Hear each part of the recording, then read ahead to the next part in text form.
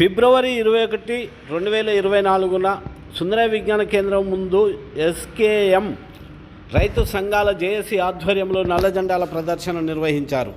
ఈ ప్రదర్శన ముఖ్య ఉద్దేశం ఏమిటి అనగా, ఈ కేంద్ర ప్రభుత్వము గతంలో రైతు చట్టాలను తీసుకొచ్చినప్పుడు 1 సంవత్సర కాలము అక్కడి రైతులు చేసిన పోరాటానికి తలవొగ్గి ఆ రైతులకు చేసిన వాగ్దానం ఏదైతే ఉన్నదో ఆ చట్టాలను వెనక్కి తీసుకుంటామని చెప్పిన వాగ్దానాన్ని ఇంతవరకు వెనక్కి తీసుకోకపోగా వాటి గురించి పట్టించుకున్న బాపతులే కనిపించటం లేవని రైతులు ఆగ్రహం చెంది ఈరోజు మళ్ళీ ఢిల్లీలో ఉద్యమాన్ని చేపడుతున్న క్రమంలో వాళ్ళ ఉద్యమాలకు మద్దతుగా ఇక్కడ నల్ల జెండాల ప్రదర్శన జరగడం జరిగింది రైతు సంఘాల ఆధ్వర్యంలో.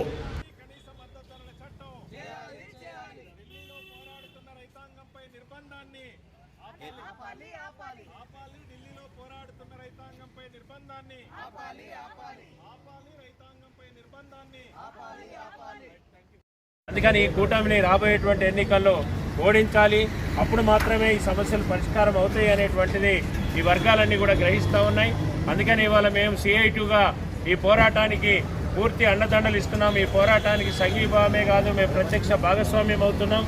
రాబోయేటువంటి కాలంలో ప్రభుత్వం కనుక ఈ డిమాండ్లకు పరిష్కారం చూపెట్టకపోతే ఈ ప్రభుత్వాన్ని దించేయడానికి ప్రజానీకం, రైతాంగం, కార్మిక వర్గం అందరూ కలిసి నడవాలని చెప్పేసి మేము ప్రజానీకానికి విజ్ఞప్తి చేస్తున్నాం.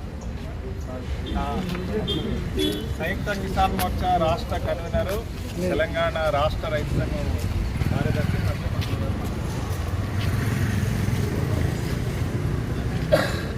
సంయుక్త కిసాన్ మోర్చా ఇచ్చిన పిలుపులో భాగంగా దేశవ్యాప్తంగా హర్యానా, పంజాబ్ రైతాంగంపై కేంద్ర పాలకుల నిర్బంధాలు, దాడులు, లాఠీ చార్జీలు, రబ్బర్ బుల్లెట్లతో దాడులు, వీటన్నింటినీ నిరసిస్తూ ఈ రోజున హైదరాబాదులో సంయుక్త కిసాన్ మోర్చా తెలంగాణ కమిటీ ఆధ్వర్యంలో నిరసనని వ్యక్తం చేస్తూ ఉన్నాం.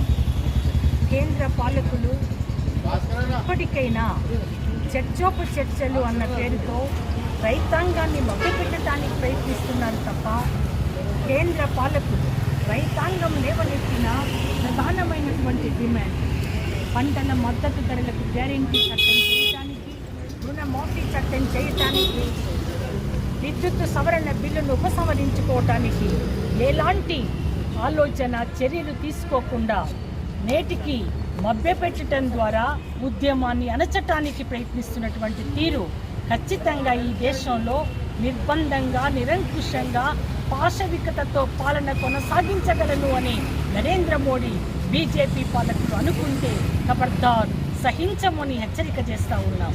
ఈ ఉద్యమం మరింత ఉధృతం చేయటానికి భవిష్యత్తులో కార్యాచరణ చేపడతామని, ఇంకా ప్రజలను, రైతాంగాన్ని, కార్మిక వర్గాన్ని మొత్తంగా ఐక్యం చేసి ఈ ఉద్యమం లేవనెత్తిన డిమాండ్లను సాధించేంత వరకు పోరాడుతామని ఈ సందర్భంగా తెలియజేస్తా ఉన్నాం.